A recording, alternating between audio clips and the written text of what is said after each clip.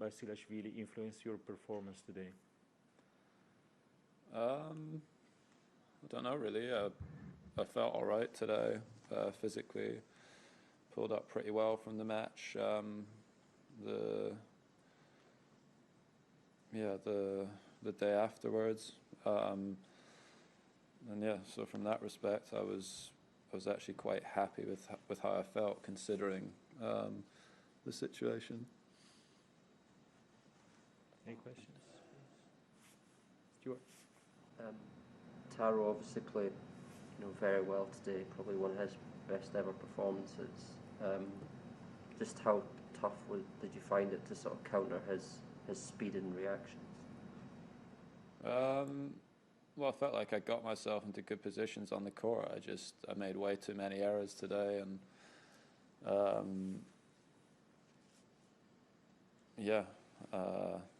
there's maybe some reasons for that, but I mean, he was solid the whole match. Didn't give me too many errors. Which, to be fair, was what I was expecting from him. He moves well, and he is very consistent. Doesn't give matches to you. Lost a few games that maybe I shouldn't have. Wasn't able to turn it around today, but he definitely was solid today. He moved well, and deserved to win. But I was expecting him to play that way. Neil? Was it extra frustrating for you because you have been playing so well? You made so much progress and played so well last week.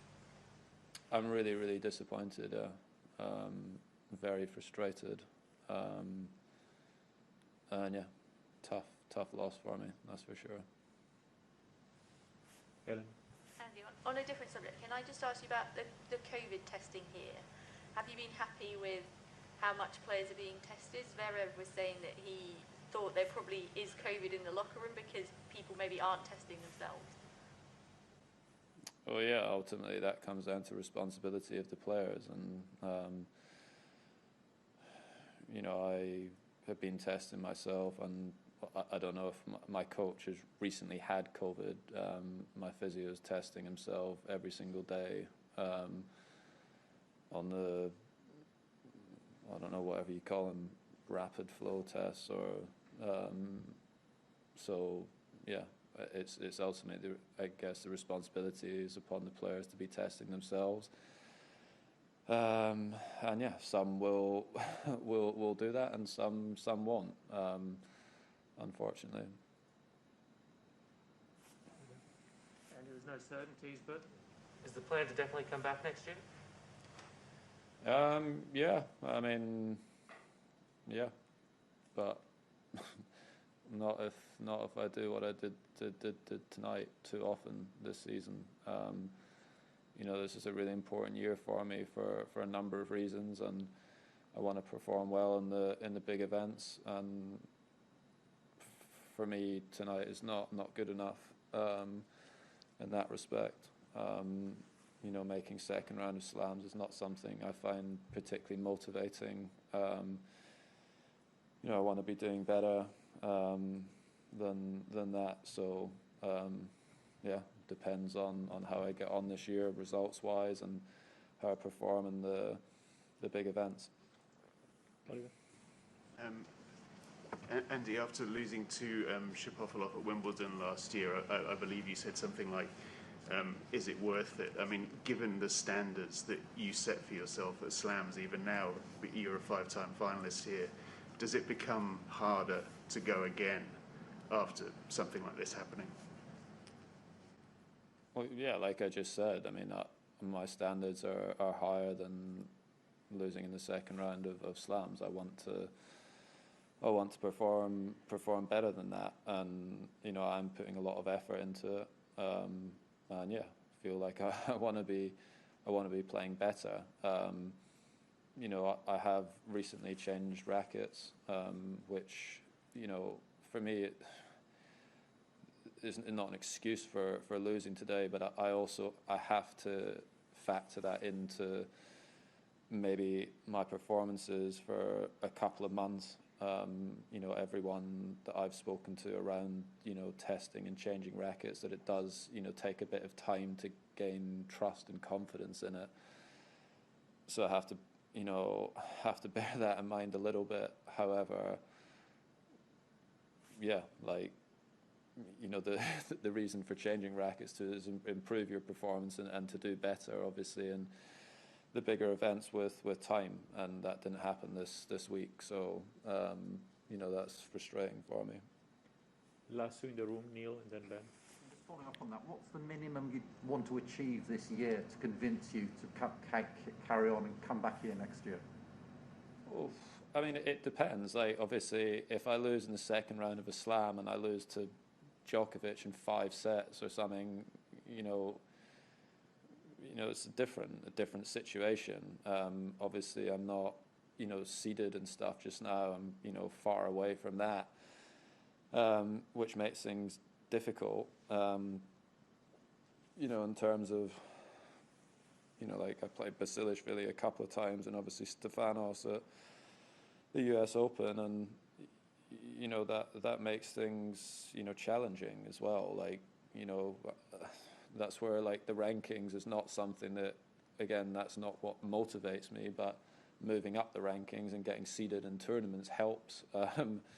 You know, gives you the opportunity maybe to build your way into a tournament a little bit, and maybe not have to come out and start, you know, playing really well straight away, and find your game a bit. So it depends on many things, the situations, but obviously, you know, a performance like, you know, tonight is not, like I said, is not something that I find motivating at this stage, and I'm not sure I've lost a match to someone ranked outside 100 before in a slam. I don't know. I don't think I have. So, you know, from that respect, it's not, you know, a great loss for me.